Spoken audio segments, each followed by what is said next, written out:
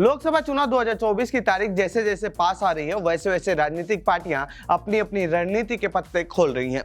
BJP ने चौधरी चरण सिंह, नरसिम्हा राव, कर्पूरी ठाकुर को भारत रत्न देकर एक तीर से कई निशाना साध दिया है।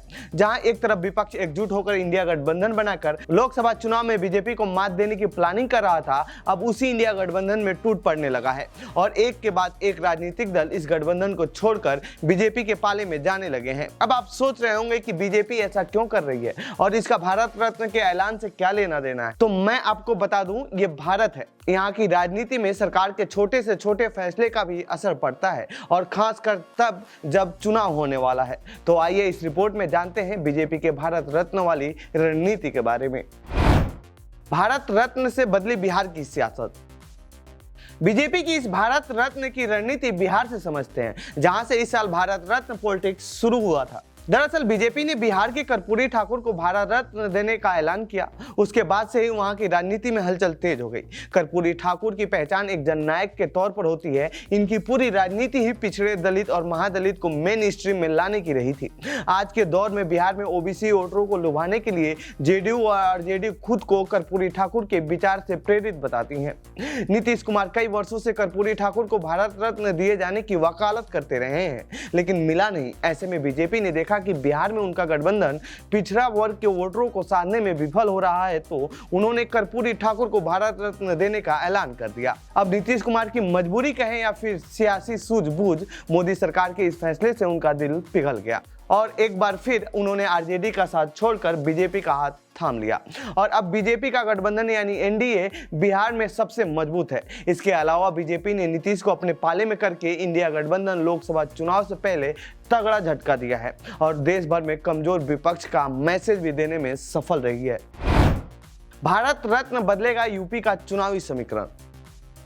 9 फरवरी को मोदी सरकार ने 3 लोगों को भारत रत्न देने का ऐलान किया है। इन नामों में एक नाम चौधरी चरण सिंह का भी नाम शामिल है। चौधरी चरण सिंह यूपी के 2 बार सीएम और 1 बार देश के प्रधानमंत्री रहे हैं। चरण सिंह को देश के किसानों का नेता कहा जाता है। उनकी पहचान किसानों की आवाज के रूप में रही है। हमेशा वो और अब उनकी पार्टी आरएलडी किसान और जाटों की राजनीति के इर्द गिर्द रही है। ऐसे में बीजेपी ने भारत रत्न देने का ऐलान कर पूरे देश के जाटों को अपने पाले में लाने की कोशिश की है। तो वहीं इसका सबसे ज्यादा असर अब यूपी में देखने को मिलेगा, क्योंकि चौधरी चरण सिंह के पोते और आरएलडी के प्रमुख जयंत चौधरी इंडिया गठबंधन के साथ थे, लेकिन पिछले कुछ दिनों से चर्चा है कि वह बीजेपी के साथ जा सकते हैं और बीजेपी को उनका साथ पश्चिमी यूपी में तो चाहिए ही, जहां की राजनीति आरएलडी करती है। यहां पर जाटों का दबदबा है। पश्चिमी यूपी के करीब 23 सीटों पर जाट वोटर निर्णायक भूमिका में है।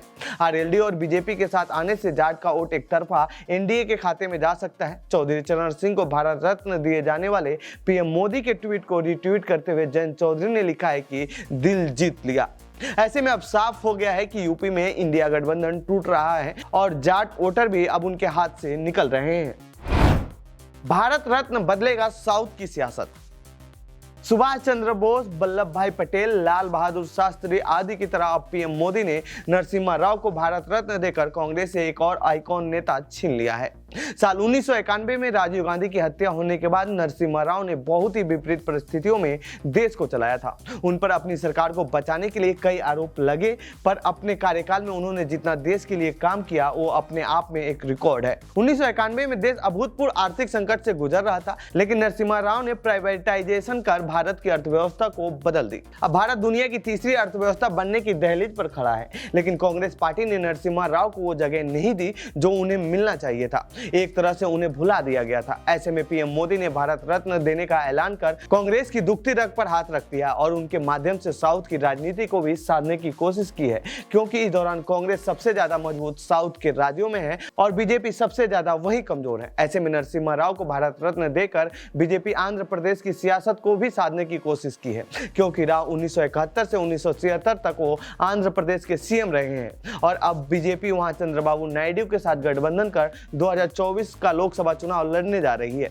मोदी सरकार के इस फैसले से वहां एनडीए को जरूर फायदा मिलेगा।